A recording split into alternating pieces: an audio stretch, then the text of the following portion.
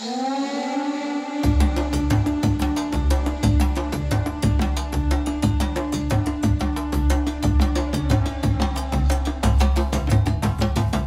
and welcome again to What If Natives Won, a video blogging channel about alternate history and American Indians, Native Americans, indigenous peoples. This is the 9th video of 27 planned ones. My name is Carroll. I'm Associate Professor of History at Northern Virginia Community College. I've written mostly about wars, veterans, human rights, and genocide. I'm also, together with Rob Schmidt of Bluehorn Comics, editing and putting out a short story anthology, What If Natives Won. This is what this video blogging channel are about. There's a huge lack of alternate history written about American Indians, indigenous peoples. Many people don't like to think about genocides in America. They likely were never taught about them. Many don't want to be reminded, want to believe these genocides never happened, or it was an accident. I've had great success using alternate history to teach my students, show them that absolutely nothing in history was inevitable. It never had to be. The worst of human history is always a conscious choice. How things turn out is based on how evil the evil choose to be, and how well and how strongly good people choose to stand up to them or stop them. The way things turned out in history took a very specific set of circumstances. Sometimes history can turn on very small things. Change even one and you have an entirely different history, different present, different society.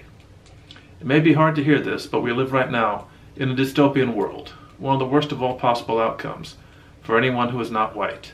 America is today 98% non-native. At least 75 million to 100 million natives were killed by not one genocide, but a series of them. There were many genocides, the last of them ending only in the year 2000 in America, Brazil, Canada, Guatemala, Argentina, Mexico, and elsewhere. On top of that is massive genocide denial. This is not taught in almost all American schools. There are racist images everywhere that are often not admitted to be racist. But much of this could change if Spanish colonizers in what became the southern U.S. succeeded instead of failing. The first attempted Spanish colony was San Juan de Gualdape, near what became Savannah, Georgia, in 1526. The 600 colonists included Spanish mercenaries, African slaves, native interpreters, and Catholic monks, including Dominican leader Antonio de Montesinos, famous for his defense of natives. The colonies split into factions and fought. Africans and natives saw their chance to escape. Only a quarter of their colonists returned. If they had been under Montesinos' command from the start, with fewer or no mercenaries, there would be fewer or no desertions, and not just combat with local tribes. A second colony in what became North Carolina also failed in 1567. Juan Pardo built Fort San Juan near the native city of Jawara.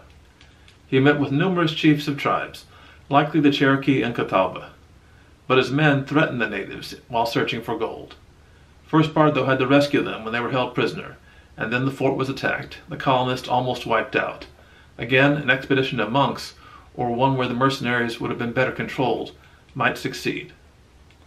In what became Virginia, a third colony, actually a mission called Ahakan, also failed in 1570. Half a dozen Jesuits tried to establish this mission, taking a young native that they called Don Luis as their interpreter. Luis's real name was Paquiquino.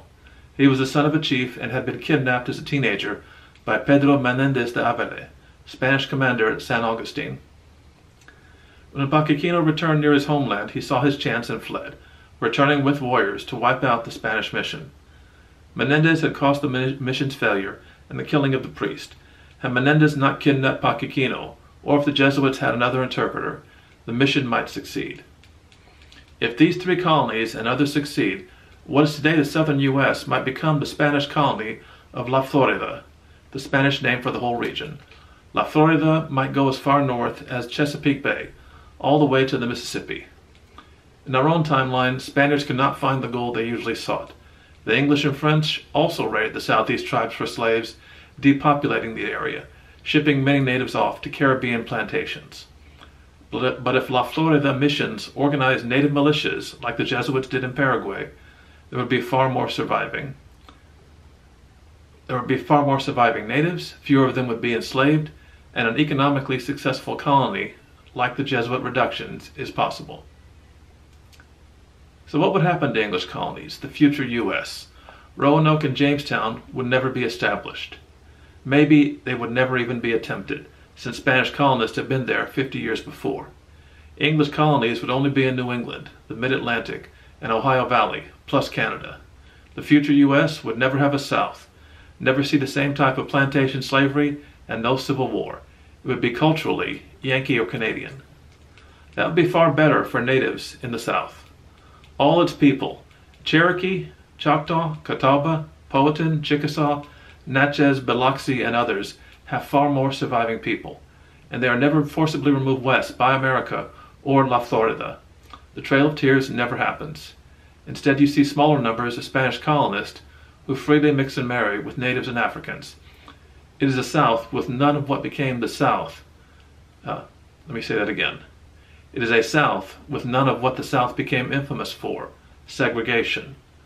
La Florida and its people, called Floridos or Floridianos, have more in common with Colombians or Venezuelans than with American Southerners today.